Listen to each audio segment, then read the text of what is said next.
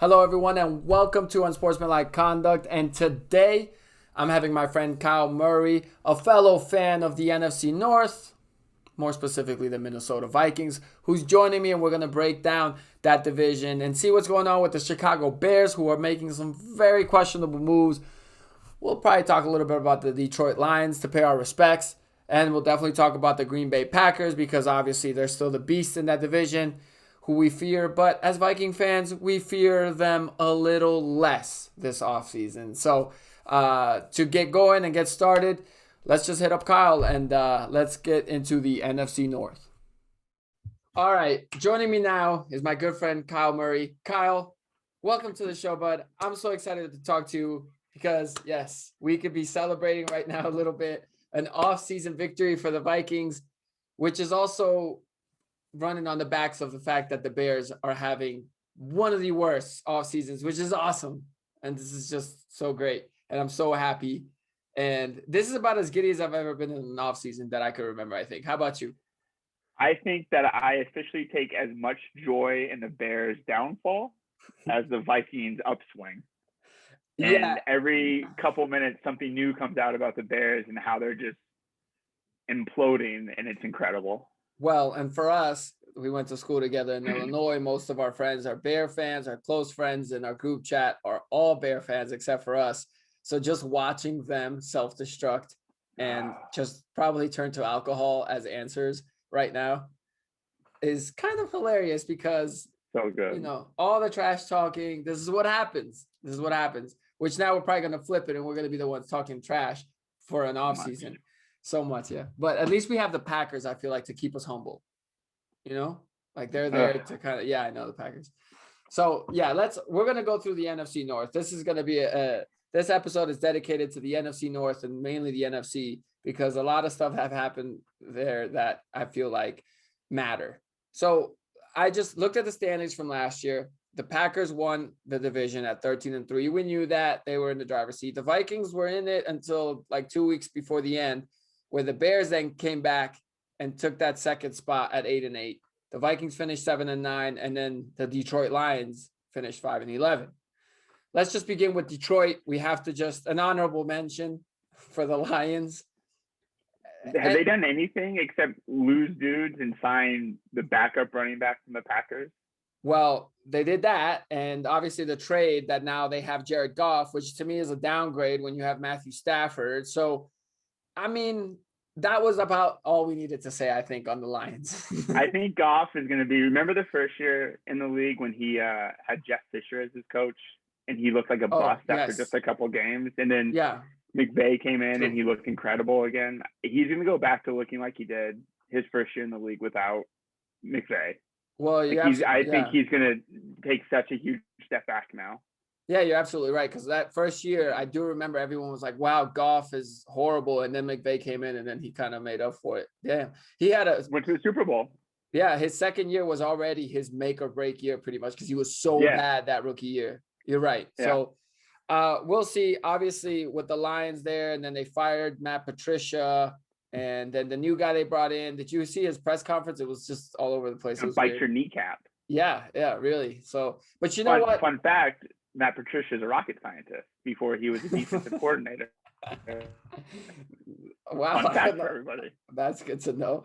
The new coach, I will say this. People didn't like Joe Judge when the Giants got him because he sounded super like hard-nosed and old school. And he turned out to be okay, I feel like, for the Giants so far after year one. So yeah, we can't completely write off this new coach for the Lions, but yeah, whatever. But Dan Campbell was an interim coach in Miami for a year. Yeah. So there is like a track record with him. I mean, but then he went to be assistant coach with Sean Payton, and now people love him again. I just don't see the Lions being better than 7-9. Best case scenario. That's like best. Yeah. Well, 7-10, 17-game season now. Wait, when did they change that? Yeah, this next season is going to be 17 games, I think, right? I don't know. I didn't know that. I'm going to look that up right now, actually. Uh-oh. I thought you guys do games. Tweet. Maybe. No, you might be right. It's 17 games per team in 2021. Yeah. Look at that. Are they cutting the preseason then? I think the talk was either get rid of it completely or go down to 2 games. Wow. Yeah, and the Super Bowl will now be the second week of February. Well, I'm sure I got caught off guard, and I'm sure whoever else didn't knows now. That's crazy. I didn't know that. So I'm going to say 5-12. If they win 5 games, it'll be a success. Man, that's so under the radar. I feel like I haven't seen it anywhere. That's good. That and they're going to lose. They're going to lose Kenny Galladay, right? He's exactly. That's another thing. And it looks like the Jets might be the front runners right now to get him. So, all right, Lions. We definitely are in agreement here that most likely, if we were to bet, we would, rather than betting the winner of the division, we'd safely bet the loser of the division. Oh yeah. Yeah. All right. But coming in a close second place and possibly being the loser of the division is now the Chicago Bears. So let's go to the Bears because I expect them to be the 3rd seed in that division. Like, obviously, because, I mean, all right. First, you got to understand. Offense or defense or special teams first? Which one do you want to do? Well, let's go to special teams last because that'll be a nice transition to the Vikings. So this is the thing. I feel like for a Bears fan, they get teased, all excited and get tingly over Russell Wilson, who, by the way, I don't know. I know this is probably the new NFL, but I feel like it's super disrespectful for a quarterback to say like, if I'm going to get traded, I'll go to these teams. And some of those teams have established quarterbacks. Like, isn't that a slap in the face to like Dak? Dak Prescott? Yeah, like he said Dallas, and obviously Dak was still working on the contract, but if you're Dak, I'm like, you just like are pretty much saying I'll come take your job, you know? So I don't know. That's weird. I think they see all these guys in the NBA do it. Like Harden called his shot and he just showed up and was sat for a month and then he got traded to the Nets. True, so why not? But I guess and it would be different, I feel like, if it was a wide receiver, but because it's a quarterback, that's like a head coach in the NBA saying like, oh, you know what? I'll go anywhere else. Maybe the Celtics, where Brad Stevens is already there. You know what I mean? Like that's why. Because in the NBA, Harden can play with KD and Kyrie because it's kind of positionless now. But in the NFL, like a quarterback's kind of like, you know, if Russ would have said like, I'll go play in Minnesota, what does that mean? You know, like clearly we'll be like, well, is he just planning on Kirk Cousins? Like he's just we already have a top 5 quarterback. Well, I'm just saying he would be technically shitting on Kirk Cousins right there. So I don't know. But all right, the Bears. So they get all excited about Russell Wilson. Then the news comes out. But not just Russell Wilson. All these guys were saying that the Bears are going to make a huge splash at the quarterback position. Right. So if it wasn't Russell Wilson, Deshaun Watson maybe. Yeah. Then out of the blue in the morning, here comes the ding. And it says the Bears have signed a quarterback. And it's Andy Dalton. So well, hang on. A former number 1 first-round pick and a Pro Bowler. That's true. Who is one of our friends said, were we competing against anybody for Andy Dalton? And my answer was like, yes, it was you guys in retirement competing. Matt Nagy was competing against Ryan Pace. They were on 2 different phones talking to Andy Dalton, outbidding each other over and over again. Yeah, unreal. So, I mean, that happens. So now all the Bear fans are obviously disappointed because that means no Russell Wilson. In the slightest of defense for their GM, Ryan Pace. Is that his name? Ryan Pace? Ryan Pace. Okay. It leaked what they offered to Seattle, and it was 3 first-round picks. So, two veteran players, one of them was rumored to be Khalil Mack. So in all fairness to him, I do think he did offer a lot. Like if they would have made that trade and gave up Khalil Mack, I still wouldn't have picked the Bears to win the NFC next year. Would you? I'd still pick Green Bay to win. No. Yeah, I would too. So, and to his defense, if that was, you know, that's almost not even in his defense because I almost think it's stupid that they offered that much. So I almost feel like lucky for him, Seattle didn't take that deal. But obviously, he's still getting bashed by Bear fans. Mm-hmm. But I think more importantly, it's just because they still don't have a quarterback. So once the Russ thing didn't work out, like, you know, could have gotten anybody else. But to get Andy Dalton and obviously, besides the fact that he's Andy Dalton and he's like, you know, pretty up there in age as far as quarterback goes, obviously we don't talk about the GOAT with the age because Tom Brady still excels, but he could have gotten anybody else that's a little younger, maybe give them some hope. But Andy Dalton just seems like a bad choice. And like I said, Trubisky on that team had a record of 29-21. So he was above 500. And the thing with him is he could at least run around the pocket when the offensive line would break down. And now Andy Dalton makes you one-dimensional. You don't have top-tier receivers out there. So it just seems like the worst quarterback signing. And then, I think Allen Robinson's a little underappreciated, and I actually like Mooney. I think that he was actually pretty good last year. But why wouldn't you go get Ryan Fitzpatrick? Well, if you're going to spend $10 million. I mean, I agree. I agree, but I think probably the holdup was that they were waiting on the Russell Wilson thing. So I think that Fitzpatrick signed with Washington. Then probably in the timing, Seattle told them no. But still, at that point, you waited too long to get the quarterback. So you either ride it out with Nick Foles, because also, what's that creating in the locker room now? So, and you ride it out with Nick Foles, because essentially, to me at least, Nick Foles and Andy Dalton, same difference. So ride it out with Nick Foles, get a cheap backup, and then just use that cap space to keep your guys, because now the most recent news is they had to cut Kyle Fuller, one of the best cornerbacks, because they don't have cap space. So that just, I don't get it. And I mean, I don't think anybody you see today that Andy Dalton came out and said the reason he chose the Bears is that they told him he was the starter. Right. Oh, that exactly. Is there a competition? I don't understand. I really don't understand what's going on with them. Nick Foles, they have a terrible offensive line. So having Nick Foles back there, he's just a sitting duck. So at least Andy Dalton, you would think he can move around a little bit. But your upside is like from last year's, well, with all the other changes, you're going to win less games. Yeah. 100%. It's really, I mean, I don't know what's going to happen with them. And then to make matters worse, Hakeem Nicks, the defensive guy, wants out pretty much. I mean, like I said, we started with the offense. We went to the defense. Now that seems like it's going to be, tumbling down. They're rebuilding, but they're refusing to admit it. So they sign Andy Dalton, who's just good enough to win you enough games to not have a good pick, but not bad enough to have a number one pick. Yeah. You're stuck in purgatory with them. Yeah, it's the worst place to be. So as happy as we are as Vikings fans, our condolences to our Bears fans, because man, that's tough. And then now we'll switch. We'll go right to Minnesota by mentioning the Bears special teams, because Cordell Patterson. Yes, Flash. Cordell Patterson is a free agent. I don't know if you've seen this, but on his Twitter, he is like pretty much all about coming back to Minnesota. He is like tweeting and pretty much saying like, hey, I'm right here. The last thing I saw, someone said, come back to Minnesota. And he added the Vikings and said, hit my line, Vikings.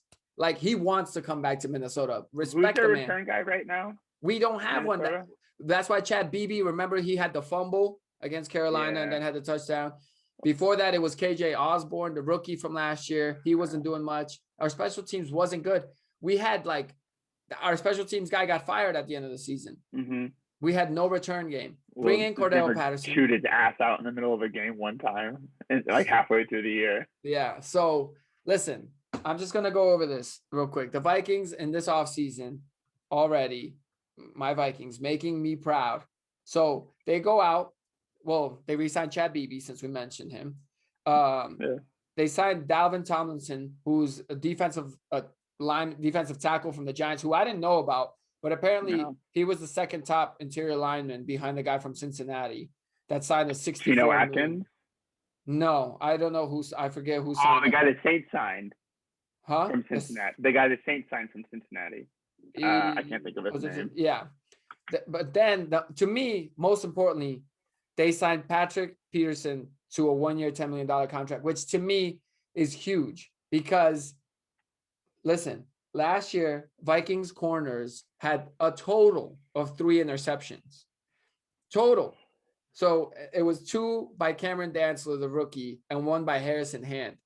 So as much as you want to say Patrick Peterson might be washed, this guy had 3 by himself last year. He started all the games. So health-wise, he seems to be in good shape, even in his age. This just reminds me so much of when they had Terrence Newman, and Terrence Newman worked wonders. 40? Yeah, he was up there. He was like coaching pretty much and then playing. So, wait, how old do you think Patrick Peterson is? He's got to be in his mid-30s, right? 30. He's 30 on the dot. Yeah. Man, this just got even better. Then why are people saying he's so old? He's definitely fallen off for the past couple of years because there was a while where it was him or Richard Sherman. One of them was the best cornerback. And I would say that he slipped more than Richard Sherman has. But they've also tried to move him to safety last year in Arizona, and they were bouncing him all around. And I know he wants to play corner still. So I think that this is I've already talked myself into this is a revenge tour for him. He's going to show everybody. Well, on top of that, you got to think of the defenses that he's on. The Cardinals defense the past couple of years hasn't been all that. It's not like they have gotten crazy pressure on quarterbacks. So this is why I feel like this signing is so big too, because assuming the Vikings keep Danielle Hunter happy, he wants a contract extension, but he missed all of last year. So Paul Allen today said that was not true. He spoke to somebody who said that was just a Twitter rumor, and he's reached out to the coaching staff to clear that up. So I don't know what to believe. Yeah, I saw something where he cleared all the Vikings stuff from his social media, but then he put it back. I don't know. Regardless, yeah, Danielle Hunter. So you have him in there. Now you have the two, pretty much they got an extra free agent signing because they signed Michael Pierce the year before and he sat out all of last year because of COVID. So you got the interior linemen are in who we need. Who was the rookie defensive end from last year who played pretty well? I'm blanking on his name. I'll look him up. But yes, he was awesome. So at this point, I feel like the Vikings, they're just pretty stacked on defense, man. And, last year, don't forget, Anthony Barr missed most of the season. Yeah. Eric Kendricks was injured for most of the last part of the season as well. Of the game, which we probably would have made the playoffs if he didn't get hurt. Right. Was it Odenigbo? Yeah. No, wait. We lost him. We lost him. That's right. He went to the Giants. No, there's some rookie I thought last year that we got in the mid round who played pretty well. Yeah, I think you're right. There was someone. I'll figure it out. But I just think the Vikings defense, as much as their offense was great last year, I think Zim with this defense and with guys like Patrick Peterson in there, it's gonna make a big difference. And they draft well. They have their number one, their first round draft pick this year too. So, DJ Wanham, yes, DJ Wanham, he had a good year last year. So, like I said, I don't know. I'm trying to keep myself, not too excited, but I think the Vikes.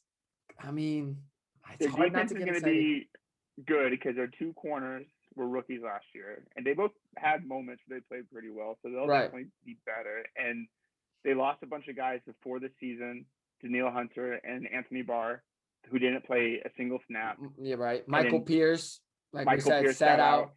That's 3 starters already before the season even started, really. There's a point where Eric Kendricks was holding the entire defense together like string cheese. Yeah. And then when he went out, it was Harrison Smith just back there trying to wing it.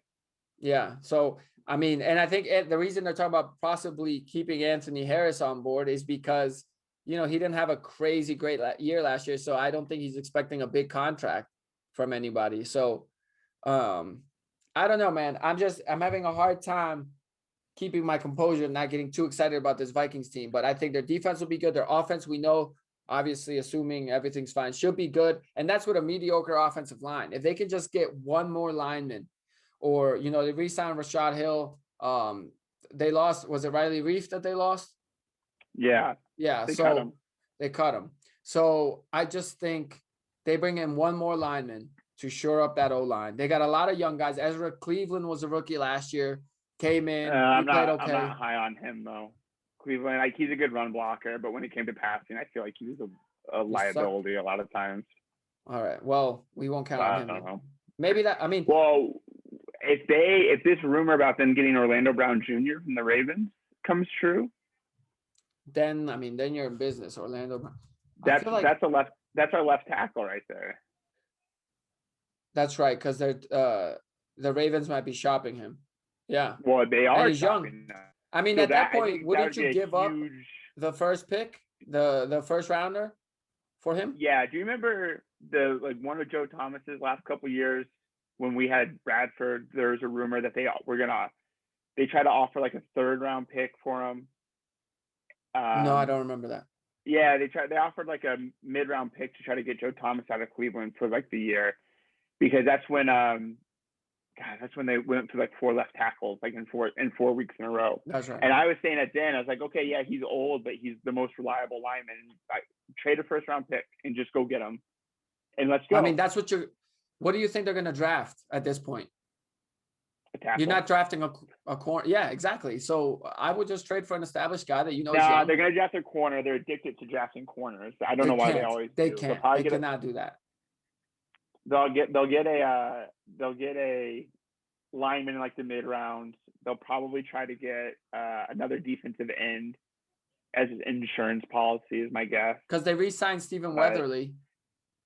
So yeah, I mean, the rumor is they're trying to re-sign Anthony Harris right now too, which right. That's what I think. He's good, but I think they go either safety in round 1, or they go linebacker, because Anthony Barr restructured his deal to save them some money, and he's now a free agent after this year.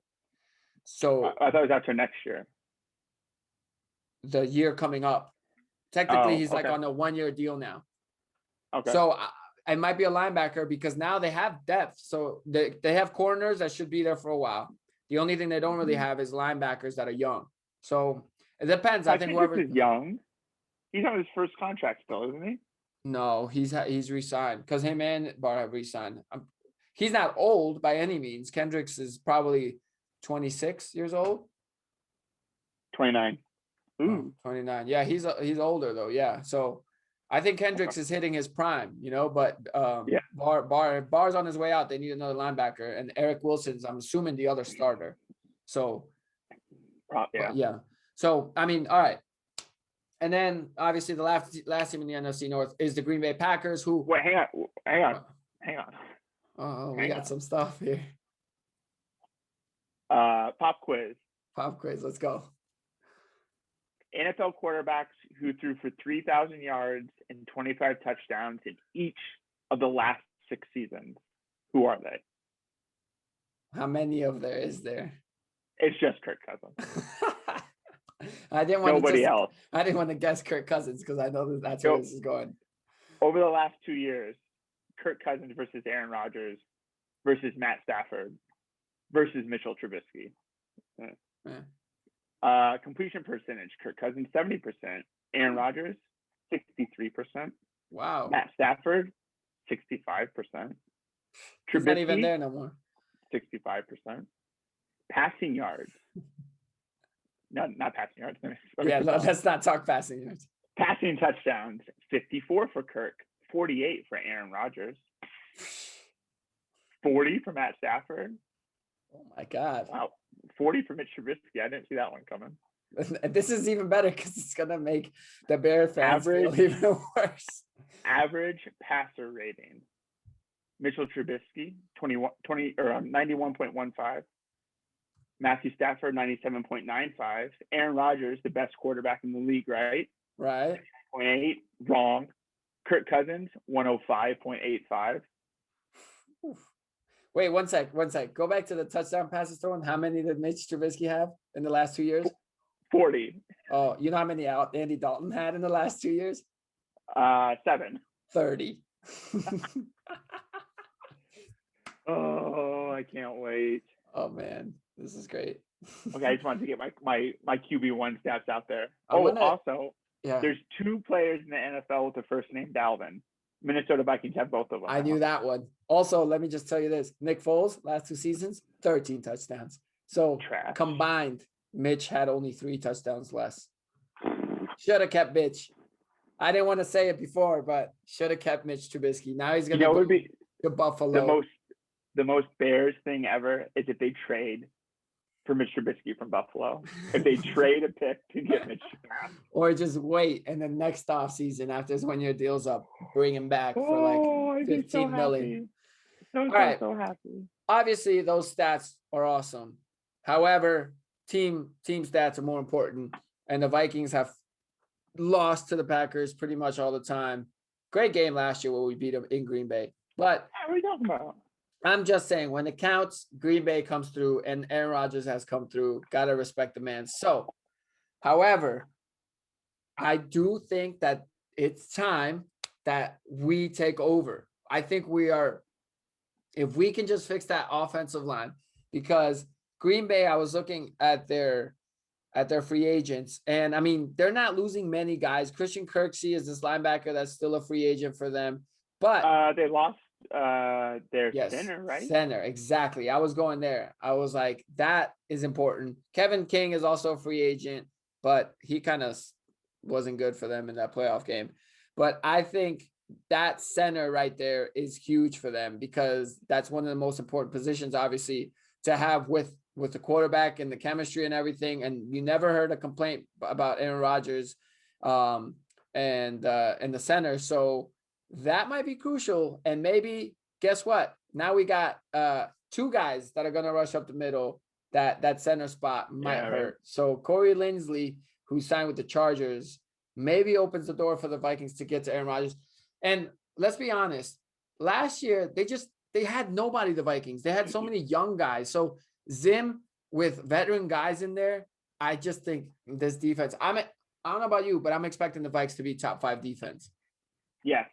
Absolutely. I have no doubt that they better be up there top 5. And with the offense that they showed last year, Thielen's still there. Dalvin, obviously, Cook, Dalvin Cook, Jefferson, man, Justin Jefferson, and I don't know if this could happen, but Larry Fitzgerald's a free agent. And I'm just saying, this could be the guy. Dude, at what point do we start thinking Super Bowl? Is it too early? I played that game 2 years ago and it blew up in my face, so I'm not going to play that game. I'm just saying, in my wish list, if they get Cordero Patterson and they get Larry Fitzgerald and Orlando Jones Jr., the one lineman, even if it's not him, but a veteran lineman, I think Spielman could just auto draft. He could just leave the draft room. Just let it auto draft for him. He could just be like, best player available, pick him. The Vikings still need a kicker. Who's the kicker right now? I think it's Coach Zimmer's son. I don't think they have a kicker. He calls defense and he runs out and kicks. It would have been nice to get Prater before the Cardinals swooped him up. That was nice. Maybe that's what they do with the draft. Although last time we drafted a kicker, it wasn't great. But I don't know, man. It was great for 1 year. That's true. And that's all this could be the first year. It was great. This could be the Super Bowl year. So we just need 1 year of a solid kicker. Here's what I'll say about the Packers.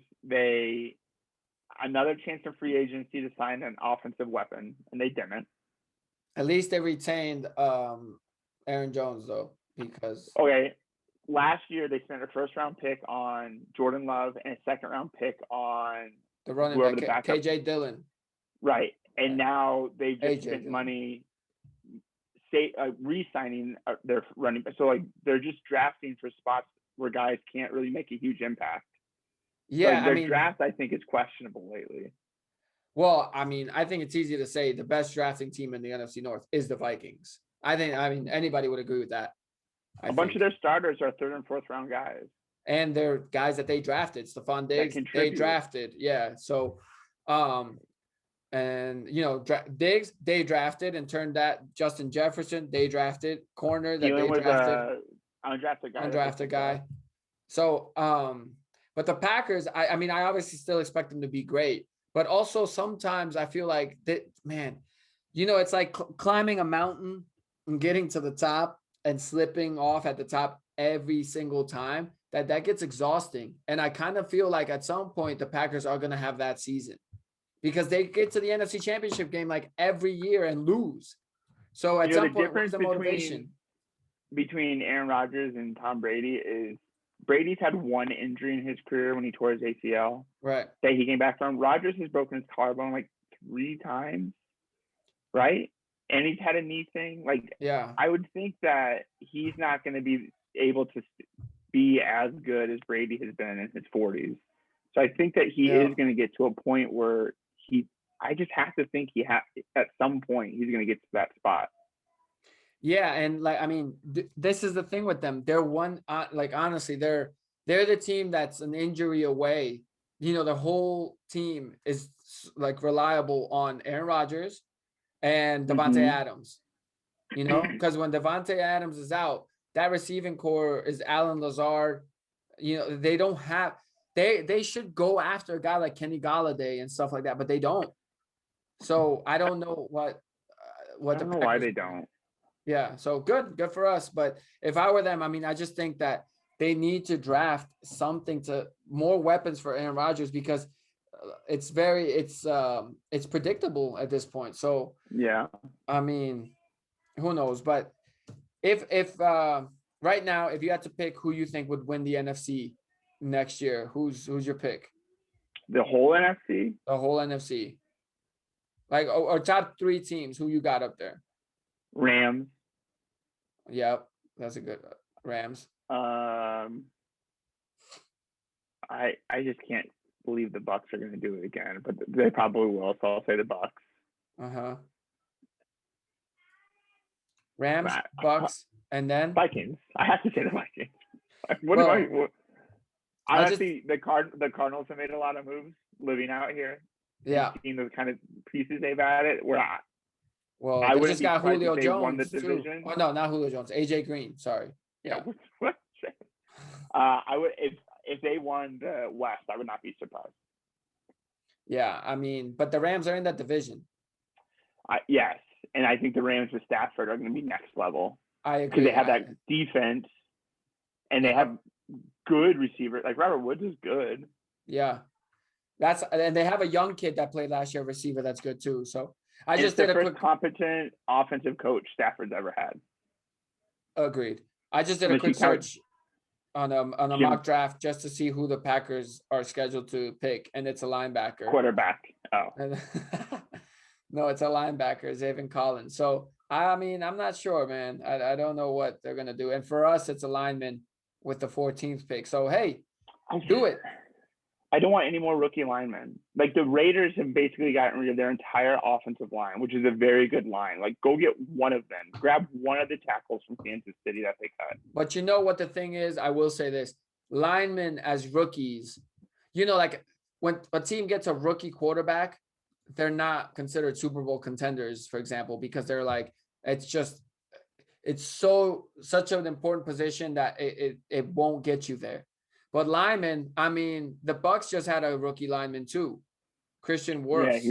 Yeah, he was really good. So you never know. That's why I feel like that's the most affordable position where it's like they just go under the radar and they're good their first year, and they just stay good. So who knows? I know I'm just trying to justify it because I'm a Vikings fan, but I just don't feel like we have another position of desperate need now that we got.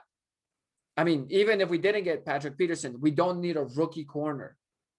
You know, and any rookie position that we would get would be a backup to a reliable veteran. You know, if you got a safety, you know, we have Harrison Smith. If you got a lineman, a defensive end, you have Danielle Hunter, and you have pretty much a rookie that already showed some promise last year. So receivers, we have that. Running back, we're set. We have a backup running back. So who knows? I would have liked to pay $6 million for Emmanuel Sanders for 1 year. Instead, I mean, he went to Buffalo, and that was cheap. The only thing I'm worried about is tight end. Like, I don't think Irv Smith is like. Did you see Kyle Rudolph signed with the Giants? Yeah, I saw that. I think he's still good, but Kirk is just not. He doesn't use a tight end in this offense. He did in Washington. He had Reed. Remember, Jordan Reed. Right. But for whatever reason, in this offense, the tight end is just non-existent. And when like that 2 years ago, when Thielen was hurt, and it was just Diggs and Kyle Rudolph, like Rudolph put up touchdowns and numbers again. So he's definitely can do it. They don't. It's one of these things where I feel like the position transitions guys into that role. Hopefully Irv Smith is ready to take on that role. He did become more of a pass catcher last year, but you're right. The little things that Kyle Rudolph did is what will be. But our offense is running, so he needs to be a blocker. Right, exactly. We need a strong blocking tight end for Dalvin Cook. Yeah. So, I mean, hey, Either way, at least it seems like we're being competent in a division where we have probably the most incompetent team as of right now, with the Bears doing whatever they're doing. That way. Yeah, I mean, we shouldn't. They should just keep doing what they're doing. So happy. Yeah. All right. Well, Kyle, I appreciate you breaking down the NFC North with me. Got to feel good about our Vikings. I still fear the Pack, but a little less. I fear the Packers a little less. And I think Aaron Rodgers is going to be too busy planning his wedding and not focus on football this year. Right. And did you hear that the Vikings are planning on having a full stadium next year? Oh, I can't wait. I'm just going to clap right in everyone's face. All right. Can't wait. Well, we'll have to do this again once the season gets going and we know who we draft. Maybe we can do a little draft recap. Oh, yeah. Okay. We'll see if the Bears maybe take another quarterback or something. We'll bring Jimmy on, and we're just going to laugh in his face for 20 minutes straight. Hopefully our friends like Jimmy make it till then with everything that's going on in the Chicago Bears organization. So, all right, Kyle, thanks for hopping on, man. See ya. All right, guys. Well, thanks for watching. A huge thank you to Kyle. We tried to be unbiased, but it's really difficult, especially when you're giddy and excited about the moves that your team is making. So, thanks for joining us. Hopefully, you guys enjoyed our NFC North deep dive, and our breakdown of the division and what all the 4 teams in that division are doing this offseason. I will be back with you guys, but in a week, I'm going to take a week hiatus because I'm going to Italy for a competition. But when I come back, we will see what's been going on. We'll see where the NBA is at, and we'll see if there's any news in the NFL and start prepping for the NFL draft. So I'll do all that when I get back. So see you all in the week, and thanks again. And please remember, if you can, subscribe. See y'all then.